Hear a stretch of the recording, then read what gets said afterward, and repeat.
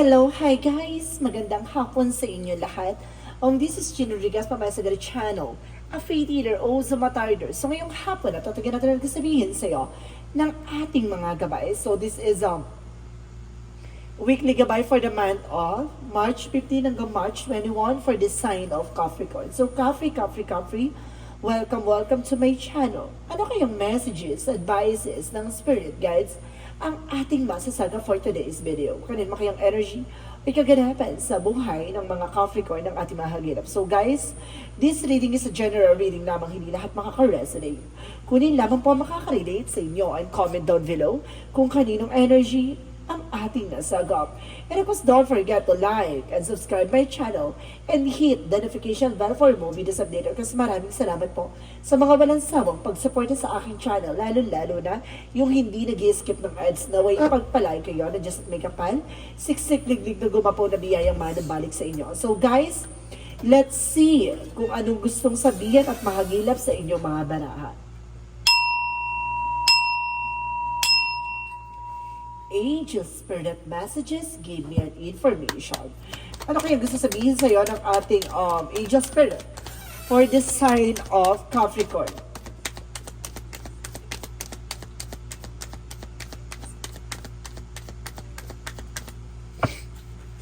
So there is the Ten of Cups, so the happiness. So magkakaroon ka ng kaligayahan dito, no? Talaga magbibigay sa iyo ng something wish fulfillment. Parang ganun, there's an happiness talaga. So ibig sabihin, kaligayahan to na nag-uumapaw.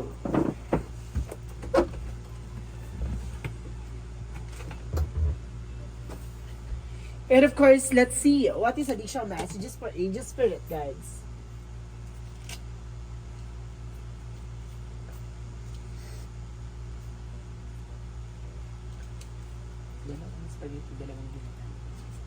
Okay. So let's see additional messages. So there's the Seven of Pentacles, harvest time. At the end of the time, magkakaroon ka ng harvest moment dito, no? So maaaring, kumbaga, maaaring magkaroon ng paying off. So maaaring ito na yung kabayaran sa lahat ng mga sakripisyo mo, no? Harvest time and happiness. So let's see. And of course, there is the strength card, confidence. So, talagang palalakasin ng kumpiyansa mo sa sarili mo. Parang gano'n. Kumbaga, ibubus yung kalakasan mo. No? Maging matapang, maging confident ka sa ginagawa mo. So, let's see. Additional messages. So, there is a judgment for a wake-up call or inner calling. So, parang tinatawag ka ng angel spirit dito na parang you need to pay attention or you need to wake up call or you need gumising sa katotohanan or tama na yung bangungot ng nakaraan. So let's see. And because there's the Sun card, wow, the pure positivity and there's a pure positive outcome. Talagang, diba? So this is the moment na yung parang tama na yung hanash, tama na yung problema, eto na, susolusyonan na, parang ganun. Yun na sense ko dito, there's a powerful changes. So see, there's an Ace of Cups, no? There's a love offer, no? Talagang sasabihin mo na love can exist or love doesn't matter, no? Talagang, kumbaga, or age doesn't matter. So talagang sinasabi dito, ang pag-ibig talaga, wala talagang susukatin yan, no? Kumbaga, kahit ano, kung papasukin yan, masunod ka lamang. And because there is a Ten of Pentacles, kumbaga, there is a long-term success and long-term investment. So may pangmatagalan talaga dito with the financial security na magdadala sa iyo ng happiness. So let's see, what is the Seven of Pentacles? And because there is a Six of Swords, a transition, no? Pagbabago pagdating sa finances. There's a give and take and a harvest time is coming your way. O maaari talagang, eto na ang kabayaran, o eto na ang simula ng masagana mong pamumuhay. So let's see, what is the Strength card?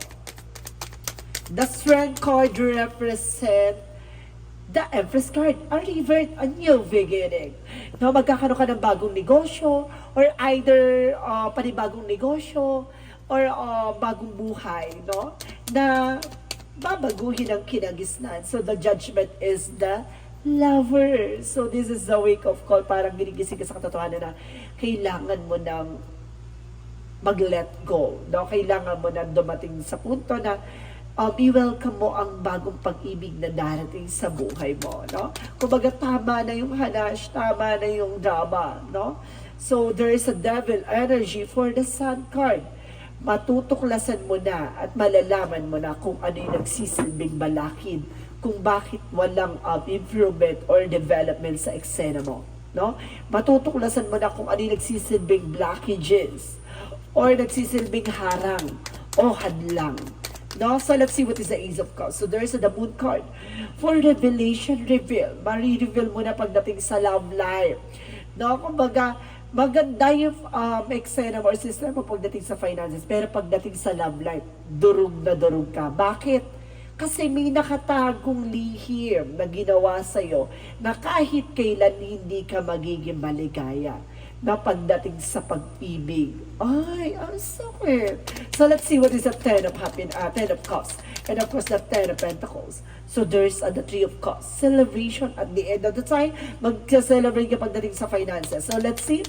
What is the Seven of Pentacles and of course the Six of Swords?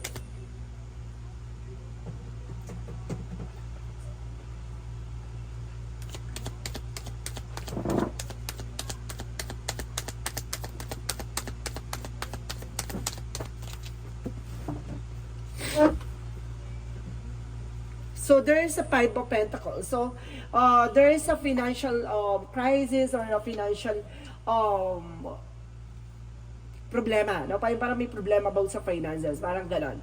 Parang may magkakaroon ng something complication pagdating sa finances ngayon. So may mga pagbabago naman. So it means may biglang pag-development. No? Kumbaga malalaman mo na yung problema pagdating sa finances.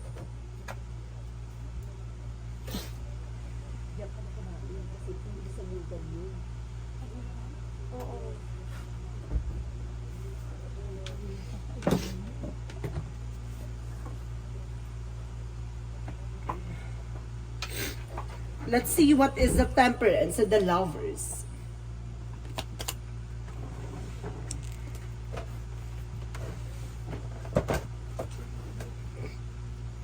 What is that what is the Empress? Sorry, what is the Empress and of course the Strength card? So there's a Death card, a transformation. May pagbabago talaga, no? Kumbaga ang confidence yung magdadala sa iyo ng something improvement or something a transformation. Kasi babaguhin ang buhay mo dito. May something na pagbabago. And of course, there's a Ten of Swords. Backstab, sabotage. Oh my God! So parang wake up call sa'yo na pagdating sa love life, may sabotage talaga. I told you so. Doon pa lang na-sense ko na the Devil card eh. No? Pagdating sa love life talaga, may sabotage. My goodness. See, the Lovers, the Ten of Swords, backstab, the Judgment, paalala. No? So let's see what is the Sun card of the Devil. Sabi ko na malalantad eh. Because there is an Ace of Wands. So seeing new beginning. So ngayon kumbaga sisimula mga panibagong eksena. No? Aalamin mo at tutuklasin mo kung ano yung nagiging sanhi o kumbaga pagkalat ng lason sa eksena na to. No? So let's see what is the Ace of Cups and the Moon card. So there's the Nine of Pentacles. So there's a blossoming abundance. So kumbaga habang tumatagal, mas lalo siyang kumbaga sa nagbubloom, di ba? Ganun siya. So kumakalat siya. So eventually, kailangan mong agapan to as soon as possible, no? So let's see what is the outcome. So gusto ko i-clarify muna to. Bago natin i-open yung outcome, gusto ko i-clarify about the Devil, the Sun card, the Ace of Wands. So there's the Page of Swords. So ito yung get more information. Alamin mo pa. Kumbaga kailangan mong malaman with Queen of Swords. See, a bigger picture. Kung ano yung ito yung nagiging dulot or yung nagiging bunga ng nangyari. No? Parang ganon. Kumbaga, kapag nandun ka na sa kilala, kumbaga there's a getting to know each other. No? Nandun na tayo sa, kumbaga kilala mo na or kinikilala mo na. Tapos, pero technically, kapag nandun ka na sa hulog ka na mahal mo na yung tao na yun, biglang may something ghosting or something, babaguhin yung pagkatao, babaguhin yung emosyon ng tao na yun, no? Parang binabago siya, na bigla na lang siyang magbabago, manlalamig sa'yo, there's a coldness, or something, that because of the, it's either a curses, no? It's a curses na kailangan mong tuklasin. No, yung parang itinanim eh. No, may tinanim na binhi na lumalaki na siya. Yun yung kailangan mong agapan. So, pinaka-outcome dito is the word card. So, there's a travel, communication, and there's a Queen of Pentacles being practicality. No? Pagdating sa finances, wala kang problema. No? Pagdating sa love life, doon kanya dinudurog. So, let's see. Additional messages for career. So, there's a career with the Five of Wands. Marami kang competitor, marami kang laban with the Eight of Pentacles. Mag-focus ka sa ginagawa mo. Maraming naiinggit behind your back. So, let's see. Additional messages for love life. For love life ba? Ano magiging eksena or magiging bunga? No? Ano yung magiging eksena? So, there's a Three of Pentacles. Collaboration, teamwork. And there's a Emperor. No? Kumbaga, there's a power by God. Kumbaga, bibigyan ka ng, kumbaga, signs or synchronicities para maunawaan mo na there's a unity. May kailangan kang makipag-coordinate or kailangan mo ng something collaboration para malaman mo, no? And of course, there is the Page of Pentacles, investments. And of course, the King of Swords. Stop the pattern. Yung putulin mo yung nagiging sistema or maling eksena na dulot ng, yun nga, no? Pagdating sa love life. So, kumbaga, dapat alam mo kung kanino ka mag-i-invest, alam mo dapat kung kanino ka kumbaga, magbibigay ng love talaga, no? So, let's see. Additional messages for career, for health. So, there's a Two of Swords, there's an indecision, no? Kumbaga, parang naguguluhan ka sa nararamdaman mo with the Knight of Cups and the Knight of Wands. So, there's a offer, pero slow and steady, no? Kumbaga, kalmado ka naman this time, pero kumbaga, nagkakaroon ka ng indecision na, kumbaga, hindi mo iisip yung nararamdaman mo sa ngayon. Marami kang nararamdaman sa katawan, pero hindi mo iniisip. Okay. So, let's see what is the magical fairy messages. For magical fairy messages, so there is a business venture, no? Kumbaga, magkakaroon ka ng bagong business, trabaho, ganyan. And I guess there is an information with your desire is within reach, no? Yung inaasam-asam mo, yung gusto mo mangyari, papabor din sa'yo yung sitwasyon. So, let's see what is the yin and yang oracle card.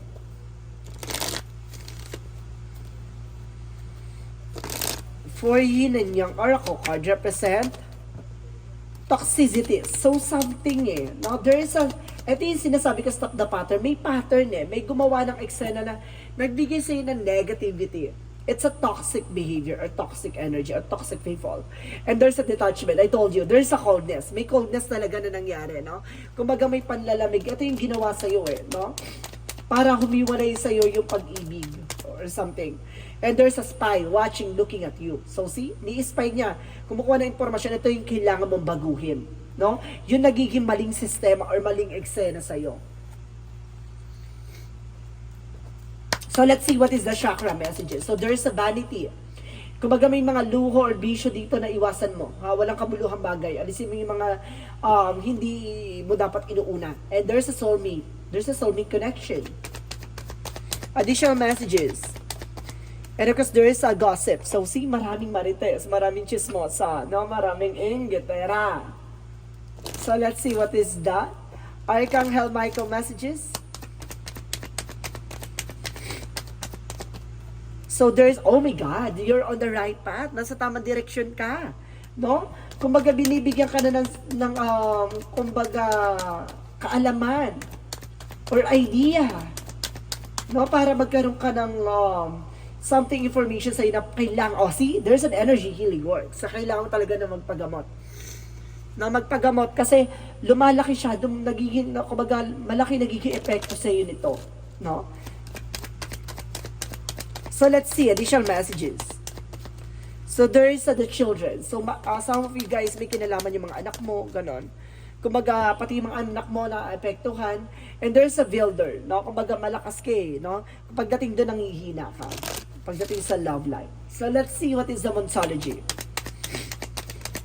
Pagdating sa Monsology is your dreams to the practical plan. No? Yung pangarap mo, kailangan daw dito maging practical ka. At the same time, don't let your past hold you back. Huwag na balik-balikan yung nakaraan.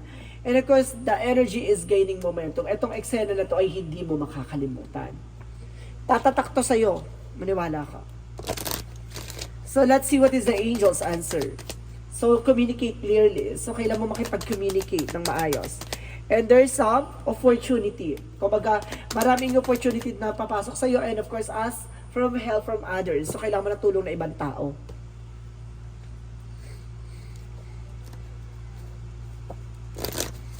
So, let's see additional messages for angel spirit. So, there's a water your garden. So, there's a rest. So, kailangan mo rin magpahinga. Body care, massage, no? And of course, exercise. And of course, there's a you got the love. So, there's a boundaries, no? Kailangan mo mag-set ng boundaries pagdating sa love life. Andun ka na eh. Nandun ka na sa kilig, nandun ka na sa pag-ibig. Tapos, biglang shift out, biglang magbabago. No? Tapos, iiwan ka sa ere. So, let's see what is Arcangel Raphael. Sovereignty. So, kailangan mo ng fruit and vegetable.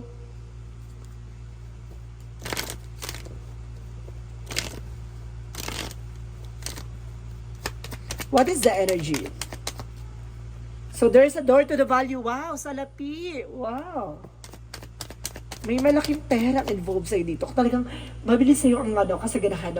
Kumbaga, malapit sa'yo ang pera. Mabilis kang, kumbaga, makakuha ng pera or something.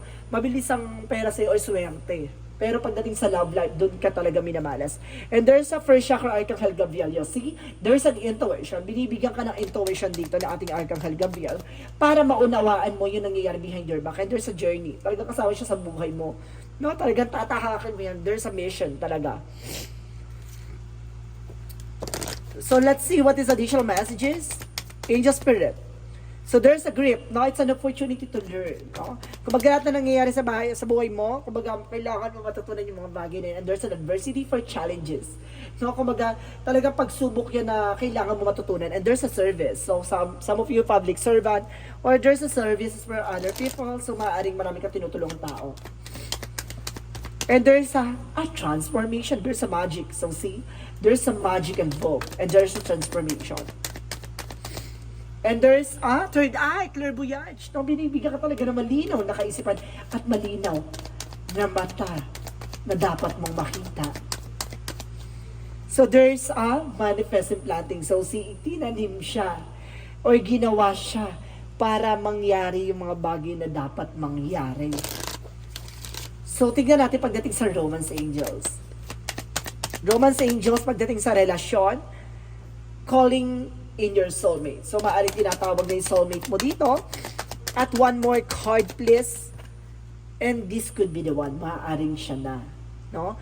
Kumbaga may darating, pero maaaring siya na, pero kailangan mong solusyonan ang mga nangyayari sa iyo sa kasalukuyan. So, let's see. What is the Jesus loving quotes? Pray always. So, kailangan mo magdasal palagi. No? Kailangan mong kumbaga lumapit sa ating Panginoon. Ipagdasal kung anong nangyayari sa paligid mo. So let's see. What is additional messages for synchronicities? For synchronicities, let's see. And there's a spring. So see, kumbaga, this is the moment na talagang parang sisibol na yung mga bagay-bagay or eksena sa'yo, no? Kumbaga lalakas na lalago na. And there's an intuition, no? Panghawakan mo tong intuitions mo. There's a vision na gustong ipatid sa'yo with an artist. So see, mag-ingat ka. May artista kasama mo, no? May nagpapanggap, marunong umarte. No? So let's see what is the angel's number. So there's a 99, I am courageous. So sinasabi dito, it is the time to get to work on the realization of your life. So missions in life, you have a higher purpose in life. That is yours to fulfill, unleash your true power. So see, talagang there's a soul mission. May mission ka talaga na kailangan mong tuklasin at alamin. No? Kung ano yung nangyayari behind your back. So let's see what is the messages of life. So, a gift from life. Talagang may regalo sa iyo ang langit, no? Each day, life offers me abundant fruit that the universe love me every day. God sends angels to help me. Today, I will receive an angelic message. It may come from someone with whom speak from words that I read. I will listen closely as this message is the divine gift meant to help me make my way in love and maintain my spiritual self. See, talagang may regalo ang langit sa'yo na, kumbaga, there's a spiritual in love purpose. Talagang, see, kumbaga sinasabi dito, ito ang regalo sa'yo na para matuklasan mo at malaman mo kung ano yung nagiging sanhi pagdating sa love life mo. No? Ang ganda. So, yun yung kailangan mo matuklasan. No? At kailangan mong solusyonan. So, let's see. This is the weekly gabay for the month of March 15 hanggang March 21 for this sign of Capricorn. So, Capri, maraming salamat for this wonderful reading. So, once again, this reading is a general reading lamang. Hindi lahat makaka-resonate. Kung hindi lamang pa makaka-relate sa inyo, and comment down below kung kaninong energy ang ating nasagap. And of course, don't forget to like and subscribe my channel and hit the notification bell for more videos updated. And of course, maraming salamat po sa mga walang sawang pag-support sa aking channel. Lalong-lalo na yung hindi nag-skip ng ads na way pagpalain kayo na Diyos at may kapal, siksik-liglig na gumapo na biyayang manubalik sa inyo. Maraming salamat po and see you in the next video. Bye-bye and babush!